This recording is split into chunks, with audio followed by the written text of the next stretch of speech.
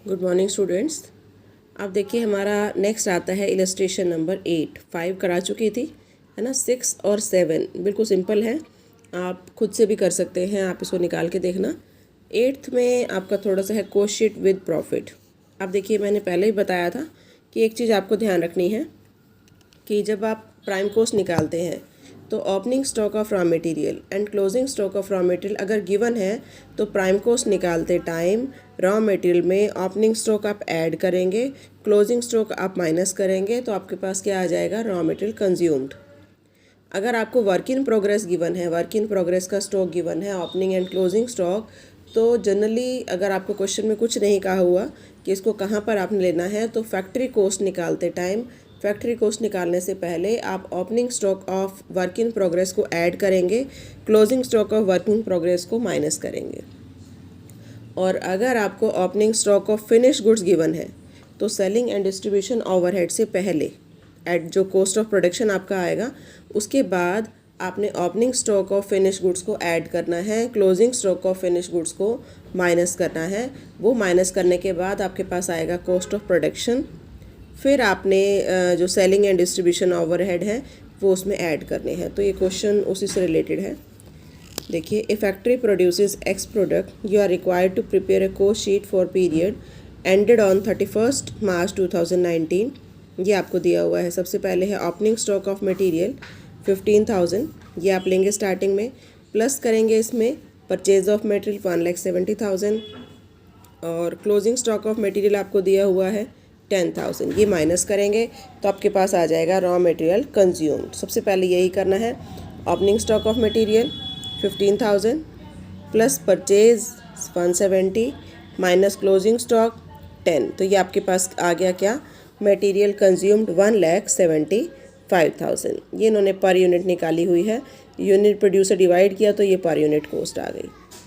उसके बाद देखो नेक्स्ट आपको दिया है प्रोडक्टिव वेजेस, तो ऑब्वियसली प्राइम कॉस्ट निकालते टाइम आप इसको उसमें ऐड करेंगे। उसके बाद इन्होंने other productive manufacturing expenditure, direct expenditure है, तो ये भी हम प्राइम कॉस्ट निकालते टाइम इसमें ऐड करेंगे। तो ये आपके पास आ गई प्राइम कॉस्ट 2,33,000। ठीक है, ये पर यूनिट हो गया। उसके बाद देखो नीचे इन्होंने दिया है factory overhead 80% of productive wages. जो प्रोडक्टिव वेजेस है ये, इसका 80% आपका है फैक्ट्री ओवरहेड। तो आप निकाल सकते हो, प्रोडक्टिव वेजेस आपकी है 50,000, है ना। 50,000 का 80% ये आपका आ गया फैक्ट्री ओवरहेड। ये ऐड करेंगे तो ये आ जाएगी आपकी वर्क कोस्ट। आगे कह रहा है office overhead 75% of work on cost. Work on cost हमारा वर्क्स ओवरहेड ही होता है ना। तो वर्क ऑन कोस्ट का जो कि आपकी कितनी है 40,000, इसका 75% आपका क्या है, ऑफिस ओवरहेड। तो देखो 40,000 का 75% ये आपका आ गया office overhead, 75% of work on cost. ठीक है, 30,000 ये इसमें ऐड किया तो ये आपके पास आ गया कॉस्ट ऑफ प्रोडक्शन, जो कि है 3,03,000। यूनिट्स जो आपको दिए हुए थे उससे डिवाइड करेंगे तो ये आपके पास पर यूनिट कॉस्ट आ जाएगी। यहाँ तक क्लियर हुआ। अब देखिए नेक्स्ट आपको जो दिया है, देखो production during the period 15,000 units. यहाँ हमने 15,000 लिखा हुआ है और सबको 15,000 से ही डिवाइड किया है। आगे वो कह रहा है finish units at the end of the period 1,500। ये आपका क्लोजिंग स्टॉक है फिनिश गुड्स का, है ना। और देखिए ओपनिंग भी दिया है, कहीं प्रोडक्शन दिया हुआ है।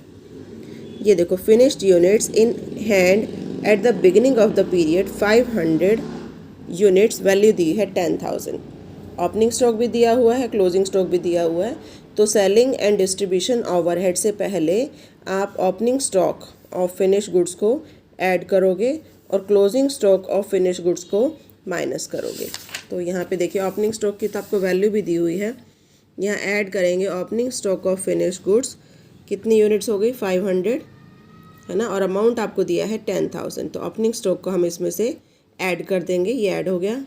उसके बाद क्लोजिंग स्टॉक आपको दिया है कितना 1,500 यूनिट्स, है ना। अब देखो रेट नहीं दिया हुआ तो आप रेट ये वाला लोगे 20.20, ये रेट से आप मल्टीप्लाई करेंगे 1,500 को, ये अमाउंट यहाँ आ जाएगा, इसमें से इसको माइनस करेंगे। तो अब देखो यूनिट्स आ गई 14,000 और जो आपकी कॉस्ट है वो आ गई 2,82,700। यही मेन पार्ट है इस क्वेश्चन में। उसके बाद आप सेलिंग एंड डिस्ट्रीब्यूशन ओवरहेड जो आपको दिए हैं, देखो selling and distribution overhead at the rate of 2.50 per unit sold. अब आपने यूनिट्स भी वही लेनी है जो भी हमने निकाली कि कितनी यूनिट सेल की। देखो यूनिट थी आपके पास 15,500 का ओपनिंग बैलेंस था, 15,500, 1,500 आपका क्लोजिंग स्टॉक बचा हुआ है। इसका मतलब सेल कितनी हुई 14,000, है ना। अब ये जो सेलिंग एंड डिस्ट्रीब्यूशन ओवरहेड है वो इसी 14,000 के ऊपर लगेगा, तो 2.50 इंटू 14,000, ये आ गया कितना 35,000। इस 35,000 को हम डिवाइड करेंगे 14 से, तो ये आपके पास 2.50 आ गया। इस 14 से डिवाइड करेंगे। अब ये इसमें ऐड करोगे तो आपके पास क्या आ गई, कॉस्ट ऑफ सेल 3,17,700 और प्रॉफिट आपको दिया हुआ है 25% ऑन सेलिंग प्राइस। ये देखिए, charge profit at the rate of 25% on selling price. तो आपने क्या करना है, जितना ये दिया हुआ, ये कॉस्ट है आपके पास, ये सेल है। तो जब आपके पास कॉस्ट गिवन है लेकिन प्रॉफिट है 25% ऑन सेलिंग प्राइस, तो आप करेंगे 3,17,700 इंटू 25 बाय 100 माइनस 25, 75, है ना। तो ये करके आपके पास ये प्रॉफिट आ जाएगा, जिसमें ऐड करेंगे तो ये आपकी हो गई सेल।